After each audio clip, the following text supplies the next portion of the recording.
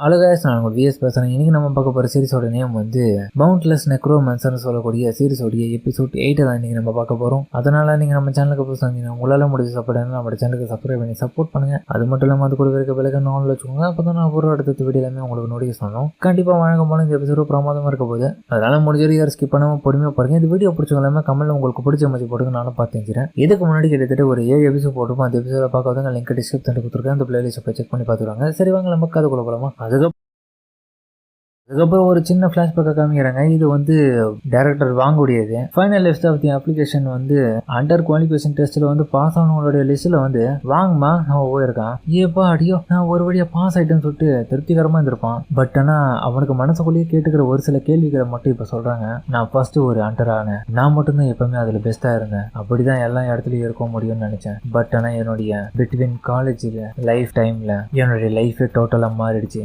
என்னோட வளர்ச்சி அப்படி தனிமையாயிடுச்சு. என்னுடைய முடிவாயிடுச்சு. நான் கடைசியில விட்டு கொடுத்துட்டேன். ஒரு அண்டரா இருந்து மாத்தி அழிக்கிறது. இந்த உலகத்தை பொறுத்த வரைக்கும் அண்டர்ஸ் எல்லாமே பிறக்கும் போதே எல்லா விதமான டேலண்டோட தான் பிறக்கிறாங்க. அதை நானும் ஏத்துக்கிறேன். ஏன்னா அதுதான் ரியாலிட்டி. அவங்க கஷ்டமாகவும் உழைக்க வேண்டிய அவசியம் இல்லை. பட் ஆனா ஹியூமன்ஸை பொறுத்த வரைக்கும் விட்டு கொடுக்குற மனப்பான்மை எப்போ வருதோ கண்டிப்பா அதுக்கப்புறம் அவங்க நினைக்கிற எந்த ஒரு விஷயமா இருந்தாலும் அதுக்கு அவங்களுக்கு முன்னாடி இருக்க மிகப்பெரிய மதில் சுவரை தாண்டி வர மாதிரி தான் இருக்கும். அது பண்றது நிறைய பேரால முடியவே முடியாது. ஏன் என்னாலையுமே முடியாது. நானும் அதுல நிறைய கஷ்டங்கள் அனுபவிச்சு தான் வந்திருக்கேன். அந்த கஷ்டங்களை தெரிஞ்சுதான் நான் இப்போ இவனுக்கு சொல்லிட்டு இருக்கேன். சோ அதனால ஹான் ஜாங்கியோன் நீ கண்டிப்பா ஜெயிக்க முடியாது அப்படின்னு பார்க்க இப்ப ஹீரோவும் அந்த ஃபீனிக்ஸ் கூட ஃபைட் பண்ணிட்டு இருக்கான். ஹாங் ஜாங்கியோன் விட்டு கொடுத்துரு, நீயும் என்ன மாதிரி தான் அப்படின்னு டேரக்டர் சொல்ல அந்த ஃபீனிக்ஸ் அட்டாக் பண்ண அடுத்த நிமிஷமே ஹீரோ கத்தியை வச்சு தடுத்துருப்பான். அந்த கத்தியை பார்த்து அதோட உடஞ்சிரும். ஹீரோ ஷாக் ஆயிடுவான். உடஞ்சிச்சு, சரி என்ன பண்றதுன்னு. அப்ப அவன் மனசுக்குள்ள யோசிப்பான். திரும்ப வந்து அட்டாக் பண்ணும்போது லோ கிரேடா இருக்கிற வெப்பன்ஸ் இப்படிதான் ஆகுன்றது எனக்கு நல்லாவே தெரிஞ்சதுதான். பட் ஆனா இப்படி இந்த மாதிரி சூழ்நிலை எனக்கு காலம் வரும்னு நினைச்சு கூட பார்க்கல.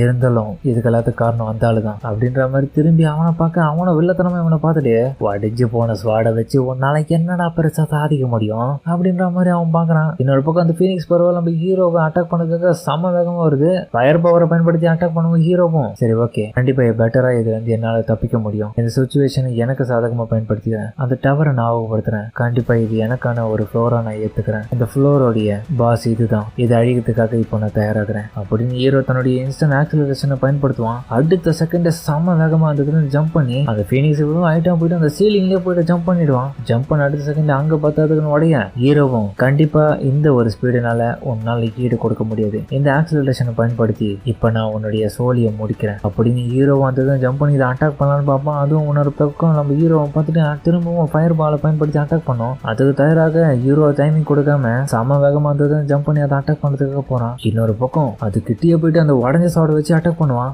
அதுவும் பயங்கரமா கதறும். என்னடான்னு பார்த்தா நம்ம ஹீரோ வந்து கண்ணிலே பார்த்துட்டான். அது கதறதுல அதுக்கப்புறம் அந்த கீழே ஜம்ப் பண்ண நான் எக்ஸ்பெக்ட் பண்ணதான். இப்போ அதுக்கு சரியான விஷயம் கிடையாது. இன்னொரு ஷாட் பண்ணா மட்டும் போதும், கண்டிப்பா செத்துரும் அப்படின்னு ஹீரோ முடிவு பண்ணி கீழே இருக்கிற ஒரு டைல்ஸ் உடைய பீஸ் மாதிரி இருக்கும். அதை எடுத்து சொல்லிட்டு விசிறடிப்பான். தன்னுடைய ஃபுல் பவரை பயன்படுத்தி அது ஸ்பின்னிங் ஆயிட்டு அப்படியே போயிட்டு அந்த ஃபீனிக்ஸ் உடைய தலையை அப்படியே துண்டா கட் பண்ணிடும். அதுக்கப்புறம் இவனுக்கு 2 பேரும் பார்த்தா இதை பார்த்துட்டு ஷாக் ஆகுறானுங்க. என்னடான்னு பார்த்தா அதை அட்டாக் பண்ணி அந்த இடத்துல இருந்து அந்த டைல்ஸ் பார்த்தா இவனுங்களுக்கு முன்னாடி வந்து இடிச்சிருக்கோம். என்னது இந்த இடத்துல என்ன நடக்குது? அவன் தோக்கடிச்சிட்டானா? அதை எப்படி இவனுக்கு இந்த அளவுக்கு பவர் அப்படின்ற மாதிரி பார்க்க டெஸ்ட் வந்து முடிஞ்சிருச்சு. கங்க்ராச்சுலேஷன். யோ வாங்க பாத்தியா, நீ நல்லா தானே இருக்க, உமால எதுவும் அடிபடலையே, கடைசியா சின்ன பீஸ் அமிச்சேன், இந்த மாஞ்சர் அடிக்குதான் பண்ண, தெரியாம நீ வந்துருப்ப கொடுக்கல அப்படின்னு ஹீரோ வேணும்னே அவனை ஒரு மாதிரி முறைச்சிக்கினே பார்க்க. அதுக்கப்புறம் பார்த்தா ஒரு லேடியும் கங்க்ராச்சுலேஷன் நீங்க ஒரு இதுக்கப்புறம் ஒரு அண்டரு. அப்புறம் பார்த்தா ஹீரோக்கு லைசன்ஸ் கொடுக்குறாங்க. கூடவே அதுல பார்த்தா சி ரேங்க் இருக்கிறான். இவன் க்ளோஸ் காம்பட் டைப் தான். ரொம்பவும் நன்றிங்க, நீங்க ரெஜிஸ்ட்ரேஷன் பண்ணதுல இதுக்கப்புறம் நீங்க ஒரு அண்டர்ன்ற முறையில நீங்க அண்டர் அசோசியேஷன்ல உங்களை நீங்க பதிவு பண்ணிக்கலாம். ஏன்னா இதுக்கப்புறம் நீங்க ஒரு அபிஷியலான அண்டர்ல. அப்பனா டஞ்சன்ஸ் என்னுடைய ஐட்டம் எல்லாமே இந்த இடத்துல விற்கிறதுனா இதுக்கப்புறம் அபிஷியல் ஆயிடும்ல, எல்லாமே என்னால பண்ண முடியும் தானே? ஆமா அபிஷியல் தான், ஏன்னா நீங்க இதுக்கப்புறம் ஒரு அண்டர்ல அப்படின்னு பார்த்துட்டு பக்கம் இன்னொரு பக்கம் பார்த்தா வாங்கும். கிம்மு கிட்ட டென்ஷன் ஆயிட்டு இருக்கான். ப்ளீஸ் இத என்ன நடக்குதுன்னு எக்ஸ்பிளைன் பண்ணுங்க, என்னதாங்க நடந்துச்சு? நான் உங்களுக்கு சொன்னல அவன் 2வது முறை அந்த இடத்துக்கு வரான். அவன் வந்து அடுத்த செகண்ட்லயே அவனை எப்படியாச்சும் ஃபைட் பண்ணணும்னு. பண்ணணும்னு. நீங்க ஏன் அவனை ஃபெயில் பண்ணாம அப்படியே விட்டுட்டீங்க? யோ என்னையா சொல்ற? அவன் திறமையை காமிச்சா அந்த இடத்துல ஃபெயில் பண்ண சொல்றேன். இருந்தாலுமே அந்த பையன் அவனுடைய பெஸ்ட் கொடுத்து பண்ணால. நீ ரெக்வஸ்ட் பண்ணது போல ஆன் சாங்கியும் அவனுடைய எபிலிட்டி எல்லாமே ரொம்பவும் டேலண்ட்லெஸ்ஸா தான் இருப்பான்னு பார்த்தா அந்த பையன் நடான்னு அந்த இடத்துல மிரட்டி விட்டான். சொன்ன மாதிரி எதுவுமே நடக்கலையே. அவன் பாஸ் ஆனதுக்கான ஒரே காரணம் அவன் வந்து திறமையை வச்சிருந்தான் உனக்குள்ள. பட் இருந்தாலும் அவனை அனுமதிக்க கூடாது. அவனுடைய ரேங்க் ரொம்ப லோவா இருக்குல்ல, அதெல்லாம் வாய்ப்பு இல்ல. லோவோ இல்ல ஐயோ ரேங்கை பொறுத்து இந்த இடத்துல நாங்க யாரையுமே டிசைட் பண்றது கிடையாது. ஒருத்தவங்களுடைய திறமை தான். ரேங்க்ன்றது சும்மா தான். அது மட்டும் இல்லாம ஹை லெவல் இருக்கிற மான்சரியா அவன் கொண்டு இருக்கான் டெஸ்ட்ல. டி ரேங்கா இருக்கிறவனாலேயே ரொம்ப நேரத்துக்கு தாக்கு பிடிக்க முடியாது. ஆனா அதையும் மீறி இவன் ரொம்ப நேரம்லாம் தாக்கு பிடிக்காம சீக்கிரமா முடிச்சிட்டான். அதனாலதான் இவன் சி ரேங்க் போறான் இப்போ. அதனால நான் எதுவும் பண்ண முடியாது. அப்ப நீங்க எதுவும் பண்ண முடியாதுன்னு என்ன பண்ண போறீங்க? அதுக்கப்புறம் பார்த்தா வாங்கிக்கிட்ட நம்ம ஹீரோவும் வந்துட்டு அழகால என்னப்பா ஏதோ கிடைக்காது நல்லா ஒரு அண்டர் ஆக முடியாது சொன்னீங்க. எனக்கு பார்த்தா அண்டர் லைசன்ஸ் கொடுத்துட்டாங்க. அதுக்கப்புறம் பார்த்து கிம்மும் கங்க்ராச்சுலேஷன்ஸ் சாங்கியும். அதுக்கப்புறம் ஹீரோவும் வாங்கிட்டு வந்துட்டு நீ என்னமோ சொன்னியப்பா அது எதுவுமே நடக்கலையே. கங்க்ராச்சுலேஷன்ப்பா இதுக்கப்புறம் மெம்பர் ஆயிட்டேன். இதுக்கப்புறம் நீயும் ஒரு அண்டரா உன்னை கூப்பிடணும் போல. சொல்றது சரியா சாங்கியும்? ஓ இப்பதான் நான் ஒரு அண்டர்ன்ற விஷயம் தெரியுதா? சரி சரி சரி. டைரக்டர் வாங் மாங்ஹோன் நீ ஆல்ரெடி ரிட்டையர் ஆயிட்டியா? அது உனக்கு தெரியல. நீயும் ஒரு ஆல்ரெடி சி ரேங்க சேர்ந்தவன் தானே? என்னது எதுக்குடா அதெல்லாம் என்கிட்ட சொல்லிட்டு இருக்கேன்? இல்ல உனக்கு எதெல்லாமே ஞாபகம் இருக்கான்னு தெரிஞ்சுக்கலாம் தான். ஏன்னா நீ எல்லா டைமுமே என்ன பார்த்து என்ன சொல்லுவேன்? ஃபெயிலியர் தானே சொல்லுவேன். ஆனா ஃபெயிலியர் இந்த இடத்துல இப்ப நான் ஆகல ஒன்னும், நீ தான் ஆயிட்ட. தேவலாம அதுக்கு தான் வார்த்தையை ஓடக்கூடாதுன்றது. பொறுமையா பேசணும். வயசு இருக்குதே கண்டி உனக்கு மூளைன்றது ஒண்ணு கிடையாதுல்ல. யாரை பார்த்து என்ன சொன்னேன்? உன்ன நான் சும்மா விட மாட்டேன் சொல்லிட்டு இவனை அட்டாக் பண்ண போக்கேன். ப்ளீஸ் வெயிட் பண்ணுங்க, அவனை அட்டாக் பண்ணிடாதீங்க. எனக்கு நல்லாவே தெரியும் இந்த ஆளு இப்படி பண்ணுவான்னு. அப்படின்னு ஹீரோவும் பார்த்துட்டு அவனை பஞ்ச் பண்ண வருவான். அதுல இருந்து தப்பிச்சுட்டு தலைவனுக்கு வயிற்றுல ஒரு குத்து கொடுப்பான். அவன் கதி கலைந்து போடுவான். என்னடா இவன் இந்த அளவுக்கு குத்துறானே. சாரி வாங், என்ன செல்ஃப் டிஃபென்ஸுக்காக தான் இப்ப நான் அட்டாக் பண்ணேன், மன்னிச்சிடுங்க.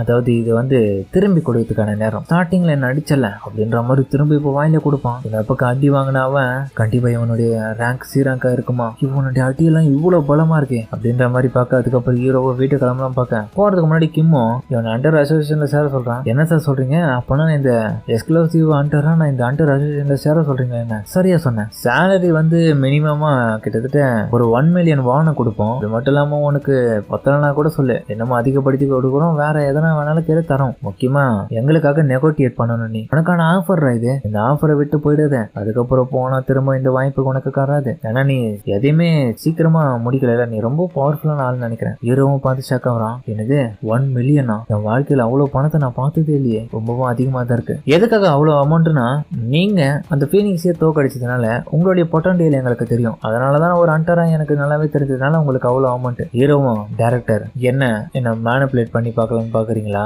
என்ன சொல்றீங்க? ஆமா, இதுக்கப்புறம் நான் இதுல இருந்தாலும் எனக்கு நிறைய பிரச்சனை தான் வரும். நீங்க நிறைய ஏதோ கான்ட்ராக்ட் போட்டு என்ன இந்த இடத்துல சேர்க்க வச்சு எல்லா வேலையும் என் மூலியமா ஈஸியா முடிச்சு என்னை ஏமாத்தலாம் பாக்குறீங்க. உங்களுடைய மேனிபுலேட்டிங் எல்லாம் நான் மாட்டவே மாட்டேன் அப்படின்னு சொல்லிட்டு அவனுடைய அண்டர் லைசன்ஸ் அந்த இடத்துல தூக்கி விசாரிச்சுட்டு போறான். அதாவது ஹீரோவுடையது கிடையாது, கிம்மோடையது. கான்டாக்ட் பண்றதுக்கான அந்த விசிட்டிங் கார்டை தூக்கி போட்டு போறான். அதுக்கப்புறம் 2வது நாளும் ஆக ஹீரோவும் நியூஸை பார்த்துட்டு இருக்கான். அதுல பார்த்தா நியூஸ்ல நம்ம ஹீரோ போன அந்த டிராவல் ட்ரையல்ஸ் பத்தி நியூஸ் தான் போயிட்டு இருக்கு. சில காலங்களா இந்த இடத்துல ரூமர்ஸ் ஒண்ணு பண்ணிட்டு இருக்கு. அதாவது அமானுஷ்யமான தனித்துவமான விஷயங்கள் காரணமா அண்டர்ஸ் வந்து டவர் ஆஃப் தி ட்ரையல்ஸ் சொல்ல போற ஏதோ ஒரு இடத்துக்கு சமன் ஆயிட்டு அந்த இடத்துல இருக்கிற மிஷின்ஸ் எல்லாமே முடிச்சிட்டு இருக்காங்க அப்படின்ற ஒரு விஷயம் வந்து நியூஸ்ல பரபரப்பா ஓடிட்டு இருக்கு. ஹீரோவும் இப்போ எல்லாருக்குமே அந்த டவர் ஆஃப் ட்ரையல்ஸ்ன்ற விஷயம் உலகம் ஃபுல்லா தெரிஞ்சிருச்சு. அப்பனா என்னுடைய எக்யூப்மெண்ட் எல்லாமே அதிகப்படியான காசுக்கு விற்க முடியுமா? விற்க முடியாதா? அடேங்கப்பா, நான் இந்த இடத்துல 3 நாள் கிட்ட ஸ்பெண்ட் பண்றேன் டைம்.